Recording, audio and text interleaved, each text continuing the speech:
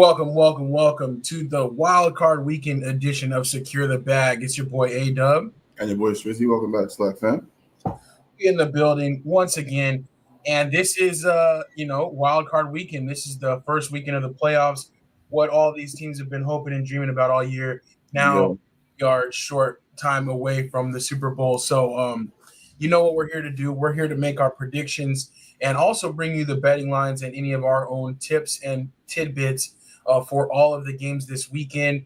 We have some good matchups starting up really soon. And I just wanted to give a quick shout out to Moms and I for the year-long championship, I guess, co-champions for our challenge. And then also to Pops for winning the last week of the Pick'em Challenge. If you're not participating with us, you can do that on Yahoo. And we are going to be tracking all the picks through the playoffs and awarding one more Super Bowl square.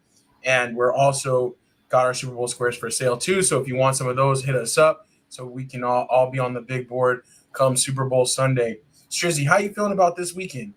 I'm feeling pretty good, man. I don't know these some pretty good matchups actually, some really good matchups. So like I feel like a lot of these games could definitely go either way. You know what I mean? Like you got some power teams against power teams already. You got some of the kind of like teams that even though they're higher and lower, like they're still pretty evenly matched, like Washington and the Bucks. You know what I'm saying? I feel like they're very evenly kind of matched teams. So you never know how that one's going to go. Then you got Ravens Steelers. So I'm excited, man. I feel like this week is wild card week, but it should be a really really good one.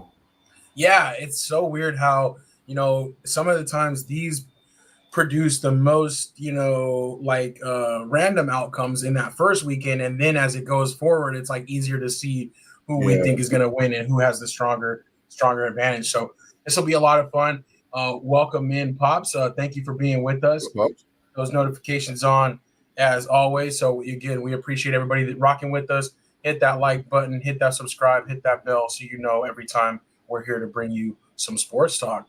Let me go ahead and pull up our graphics. You know what I'm saying? The graphics department was working hard today. We got it all together. Last week it was a close one. We're some unpredictable ones. I edged you out, Strizzy, so I'll lead us into the picks this week. But last week was weird. It's always the last week of the season is like you never really know resting people. So hard. Yeah. Who's resting? Who's not? Who's who could be resting but trying to foil some playoff hopes. You know what I'm saying? Like, so yeah, there's a lot of stuff to go into the final week of the NFL. Absolutely.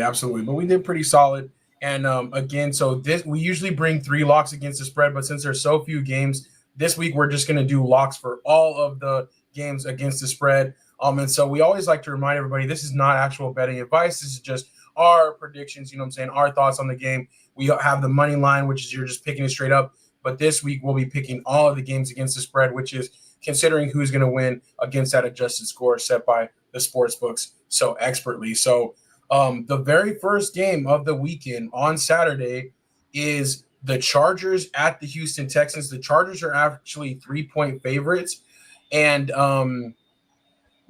personally, I am riding with the Chargers. I think that they are going to win this game. I think they come into this game with more momentum than the Texans do. And the Texans, they had a favorable schedule and a weaker division. So I think they're going to struggle in this game. So I'm going on the Chargers side myself.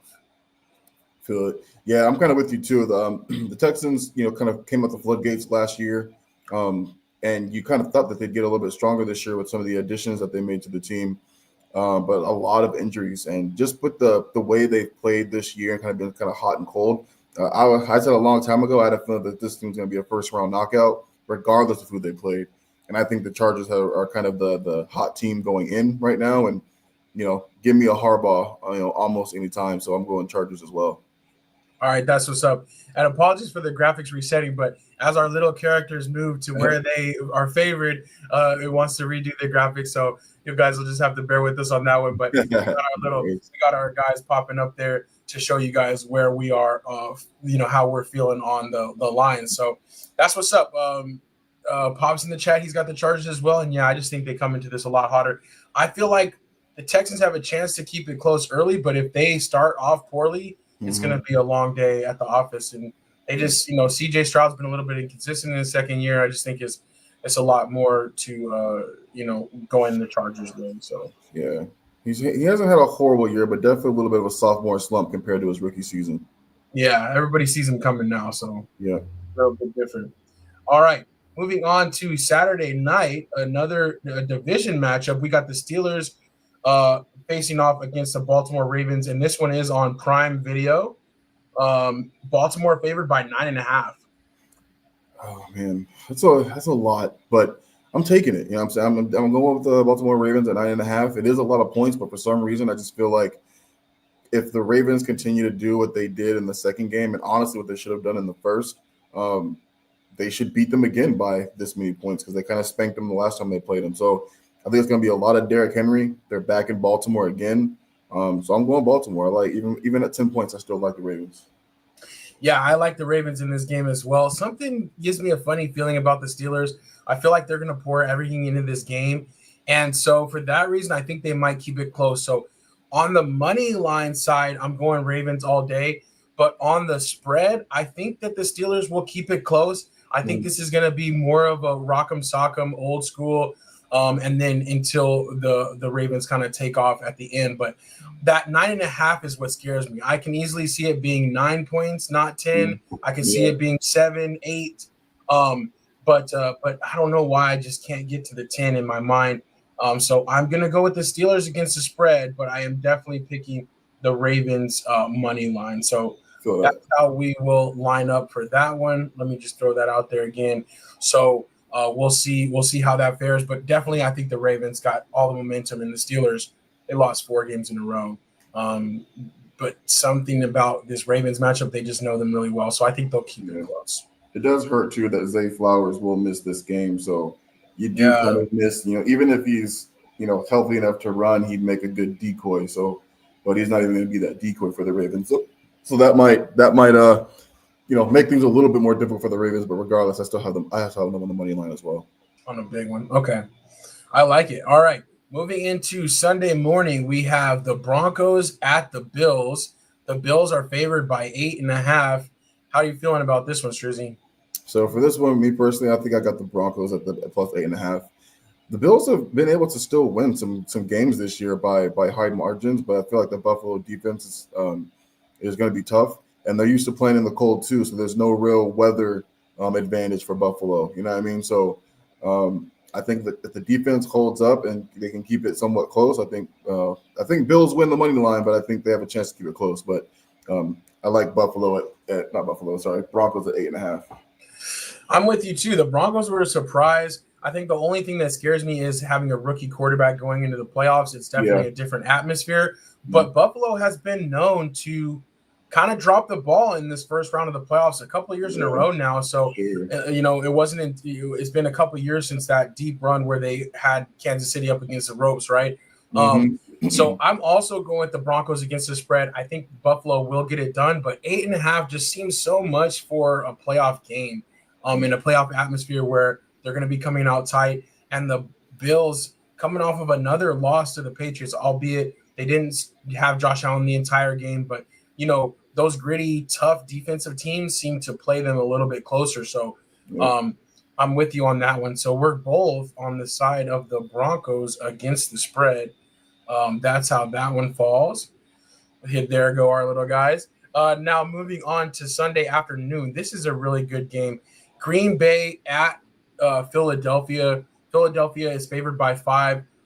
I'm going to go first on this one. I think again, I'm going to go with the underdog, Green Bay against the spread. I don't know if they can get it done, but I have questions about Jalen Hurts, and I have questions about the Eagles when they need to do something other than run the ball in a close game. And they're like we've talked about, their passing game is very rudimentary. If they can't run the ball first, if they can't establish that to get to the play action, then they have struggles. And Jalen Hurts has been sitting for a while. He's technically not cleared concussion protocol yet, even though they expect him to start this weekend.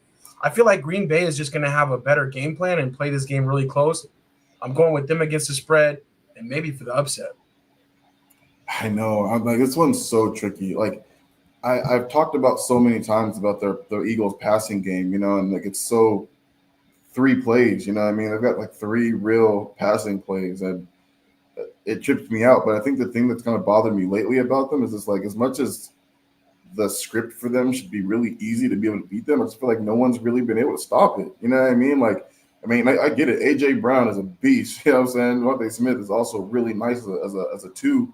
You know, got a good tight end, and you obviously got the offensive player of the year and Saquon. You know, so I I think I'm going Green Bay for the spread too, but like I don't know. There's just something about this Eagles team that I'm just like, oh, somehow the Chiefs are going to mess it up. You know what I mean? Like I don't know why, but I think I'm going to go Green Bay spread, but I still think Eagles win this game.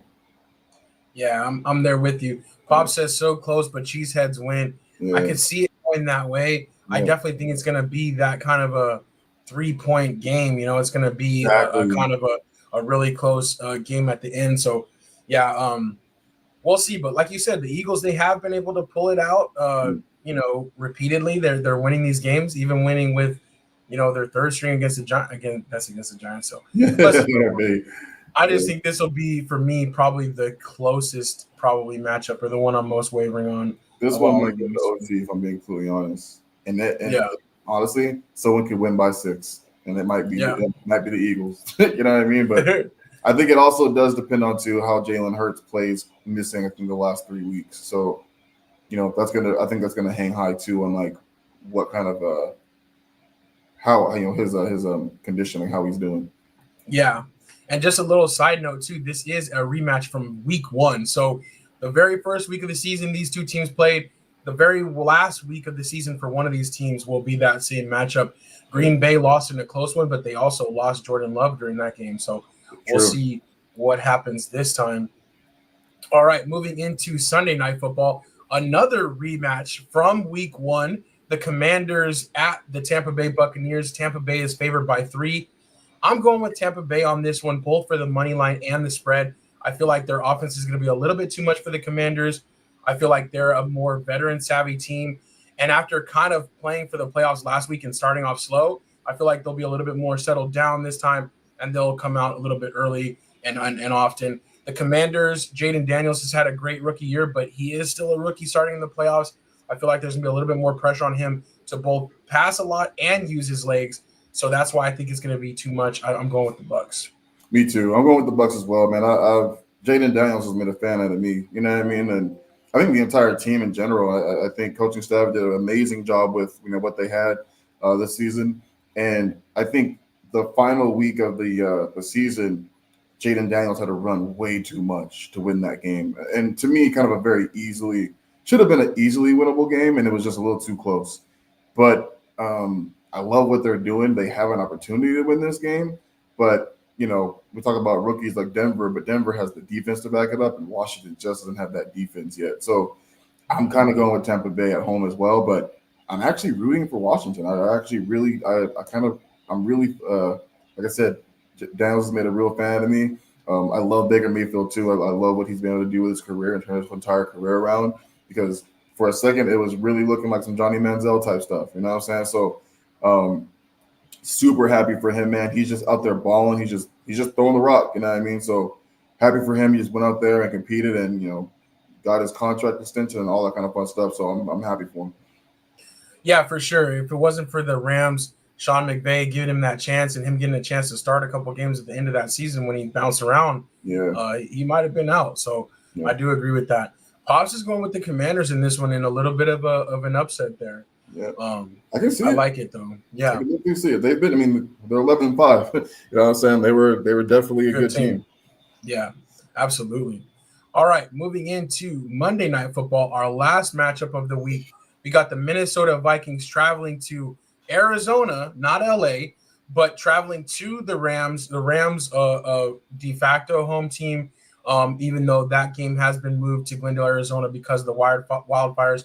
And actually, tickets are going on sale at 1 p.m. today. I'm kind of intrigued to see, since it's moving to our location, Um, what those tickets are looking like because yeah. they're going to need to fill a lot of seats really quickly. So we'll see about that. But Minnesota is favored by 2.5. I'm going to let you go first on this one.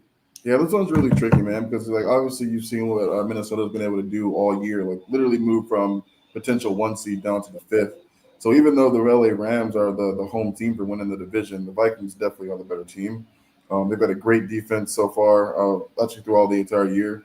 I think the trickiest part for me is quarterback versus quarterback. Which quarterback is going to have the bigger game in this one? And I honestly I have no idea who's going to win it. But as of right now, I think I'm going with the Rams. I just for some reason they're close. Well, they're closer to Arizona, so the flight's going to be much shorter. They'll have probably a little bit more time to get acclimated to us. They play here all the time. You know what I'm saying? So it really is still like a home game for them, kind of in a sense. So I'm still going with LA at the plus 2.5. But I think they win this game, not just within 2.5. I think they actually win it in the upset. Yeah, same here. I'm going with the Rams. I agree with you as far as the Vikings and the season that they've had. Brian Flores reinventing that defense. Sam Darnold reinventing himself. It has been great, but they've only lost to 2 teams all year, Detroit and the Rams. Yeah. And, last week, that game, I feel like Sam Darnold kind of melted under the pressure of that game. And that's not even like a make or break game. That was just to get that number 1 seed. Yeah. So, and another thing is teams have classically struggled after playing Detroit. Like Detroit is such a physical team. Yeah. If you see like all the teams that they've played this year have struggled in the very next game. This is a quicker turnaround for the Vikings, a weird change up in location and expectation. Yep. And also like Detroit kind of put out a little bit of a blueprint on how to get to Darnold. Yeah. And then on the offensive side, the Vikings rely on the pass rush a lot, and I trust Matthew Stafford to eat that up and Sean McVay to be ready for that. So I am going with the Rams. I like what you said about the quarterbacks, when it comes down to it, and although Sam Darnold has had a great year, if I'm being honest, Matt Stafford versus him and that experience and Matt Stafford being a Super Bowl winning quarterback. Exactly. I got to go with the Rams in this one. So I think it's a little bit of an upset. It's a little bit of a bad draw for the Vikings, considering they won 14 games and first 14-win team to be a wild card team in NFL history. That's rough. But I still think they're one and done in the playoffs. So same. All right. That was your 6 games for this week. Really quickly wrapping up the season.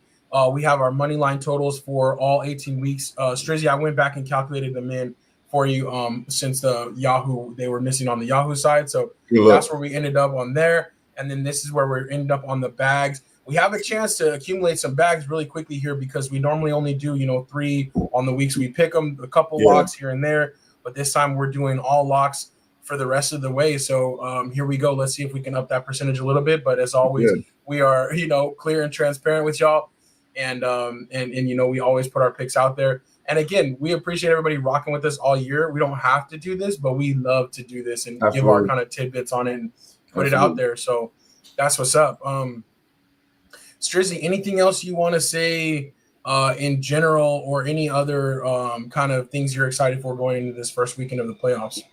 I probably not so much the playoffs, you know what I mean? If I'm talking about some props, I think Derrick Henry scores 2 touchdowns. I think DK Dobbins gets 2 as well in both of those 2 games. So those are some props I was looking at.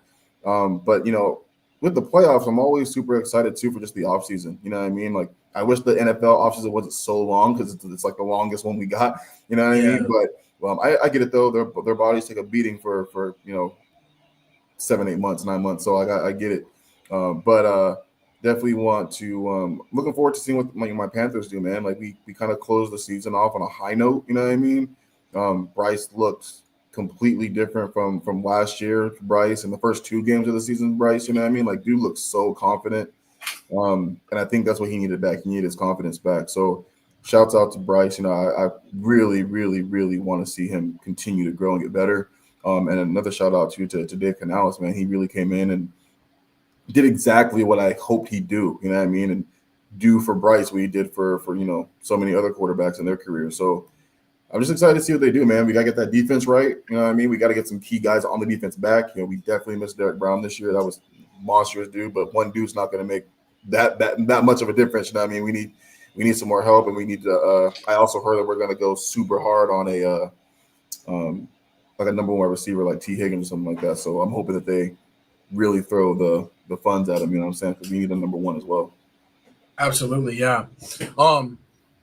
I like those props, and I definitely like the looking forward to the offseason. I, too, am looking forward to the offseason. Neither of our teams made the playoffs, but the Cowboys to see what they do. Word out of Texas is that Mike McCarthy and Jerry Jones have officially opened the negotiation period on a contract extension. So it looks like after all is said and done, Mike McCarthy may be coming back to the Cowboys where he's been. But some other interesting news coming out. The Browns, Watson actually re-tore his Achilles. So he had surgery and tore his Achilles earlier this year.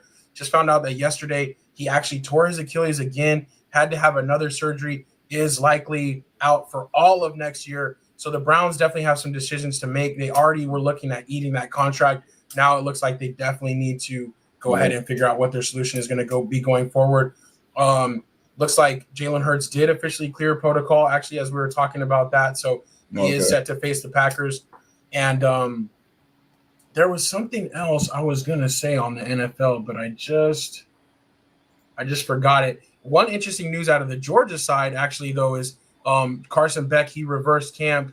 He was going to declare for the draft. He actually decided to go into the portal, and he committed to Miami, which, if y'all have been watching the big show, we had the inside scoop on that one a couple weeks ago when he talked about declaring for the draft, and we were like, man, we said we heard some rumors that, you know, Miami had made a big offer for him to come there and to kind of step in for Cam Ward, and that he might benefit from another year in college because he can make more money in college than a rookie and kind of get his draft stock back up. So that was a quick turnaround. But in the last 24 hours, we learned, went into the transfer portal, committed to Miami, didn't want to come back to Georgia. I feel like there's a little bit too much hate on him there. So I think it was the best decision he could have possibly made. You know what I mean? Like I've said this for years. Like Georgia is a powerhouse school, but I've always said that I think what keeps them from having the kind of run that Bama had with Saban is the quarterback position. You know what I'm saying? Like when you really look at it, like I think Matthew Stafford was the last guy that was like, you know, big dog, exactly, number one overall pick. You know what I mean? And obviously, like I mean, their defense and running game and things of that nature kind of saved them, you know, this year in a bunch of different spots. You know what I'm saying? Like they were a 2-loss team, but could have easily been a 5-loss team. You know what I mean? But that defense really came through for them. So I think for him, for his draft stock, I think it's the best thing he could have done.